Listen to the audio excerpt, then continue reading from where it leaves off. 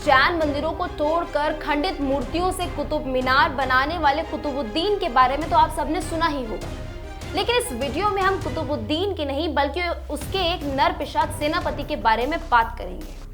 और इसके बाद आप सोचने पर मजबूर हो जाएंगे कि एक जिहादी कितना एहसान फरामोश हो सकता है। कुतुबुद्दीन का सेनापति बख्तियार खिलजी गंभीर रूप से बीमार पड़ गया था। सारे हकीम आकर चले गए लेकिन बीमारी का पता ही नहीं चल पा रहा था। खिलजी दिनों दिन कमजोर पड़ता जा रहा था और उसने बिस्तर पकड़ लिया था। उसे लगा था कि अब उसका आखिरी दिन करीब आ गया है। लेकिन उसके बाद उससे एक बुजुर्ग मिलने आए। उन्होंने सलाह दी कि मगध साम्राज्य में स्थित नालंदा विश्वविद्यालय में एक महान ज्ञानी शीलभद्र को आप एक बार दिखा लें, वो आपको ठीक कर देंगे। खिलजी तैयार नहीं हुआ। उसने कहा, मैं किसी काफिर के हाथ से दवा नहीं ले सकता, चाहे मर ही क्यों ना जाऊं। मगर बीवी बच्चों की जिद के आगे वो झुक गया और शीलभद्र जी बुलाए गए।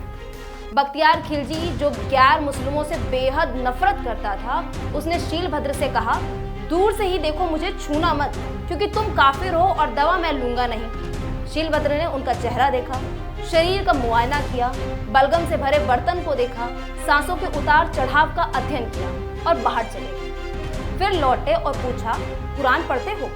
खिलजी ने कहा, दिन रात पढ़ते हैं। अभी जो मेरे हाथ में आप देख रहे हैं ये कुरान ही तो है। तुम सभी काफिरों को भी यही पढ़ना चाहिए।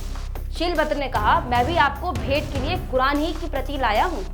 शीलभद्र जी ने खिलजी से कहा कि अब से इस कुरान को ही आप पढ़िए और आप ठीक हो जाएंगे। और शीलभद्र उसके बाद वापस मगध लौट गए। उसके दूसरे ही दिन से खिलजी की तबीयत ठीक होने लगी और एक ही हफ्ते में भला चंगा हो गया। दरअसल शीलभद्र ने कुरान के पन्नों में दवा लगा दी थी, क्योंकि शीलभद्र ने देखा था कि खिलजी कुरान का पन्ना पलटते वक्त उंगलियों में थूक लगाकर गीला करता था। दवा को उंगलियों से जीभ तक पढ़ने के दौरान पहुंचने का अनोखा तरीका अपनाया था।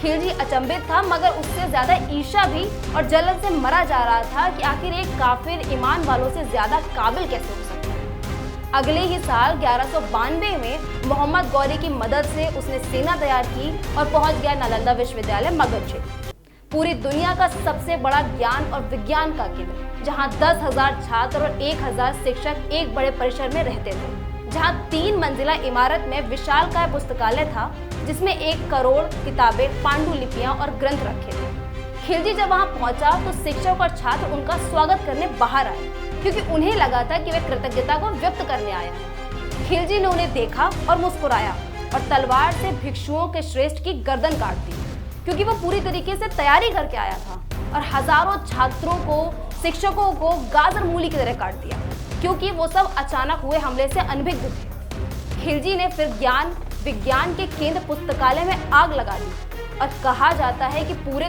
3 महीने तक पुस्तकें जलती रही थी। खिलजी चिल्ला चिल्ला कर कह रहा था, तुम काफिरों की हिम्मत कैसे हुई इतनी पुस्तकें, पांडुलिपियां इकट्ठा करने की? बस एक दिन रहेगा धरती पर, बाकी सब कुछ नष्ट कर दूंगा। पूरे नालंदा को तहस नहस करके वो रास्ते से वापस लौटते वक्त विक्रमशिला विश्वविद्यालय को भी जलाते हुए लौटा। मगध क्षेत्र के बाहर बंगाल में वह रुका और वहां खिलजी साम्राज्य की उसने स्थापना की। और सबसे हैरत करने वाली बात यह है कि उसी दुर्दांत हत्यारे के नाम पर बिहार के बख्तियारपुर नामक जगह में रेलवे स्टेशन भी है, जहां से नालंदा विश्वविद्यालय के लिए ट्रेन जाती है। यह थी एक भारतीय बौद्ध भिक्षु शीलभद्र की शालीनता, जिन्होंने खिलजी के घर जाकर दुत्कारने के बावजूद एक शत्रु की प्राण की रक्षा की, अपने चिकित्सा और बुद्धि के कौशल के जरिए। बदले में क्या मिला? शांति प्रिय समुदाय की एहसान फरामोशी, प्राण व समाज की संस्कृति पर घात। दुर्भाग्यवश अब तक हम कुछ नहीं बदल सके हैं। हम आज भी उसी क्रूर विदेशी आक्रांताओं के बसरे में पड़े हुए हैं और शहर का नाम तक नहीं बदल पाए हैं। तो ये थी हमारी आज की खास पेशकश। ऐसी तमाम खबरों को पाने के लिए देखते रहिए लाइव न्यूज़ एक्स। मैं हूं आपके साथ अंजलि मिश्रा। धन्यवाद।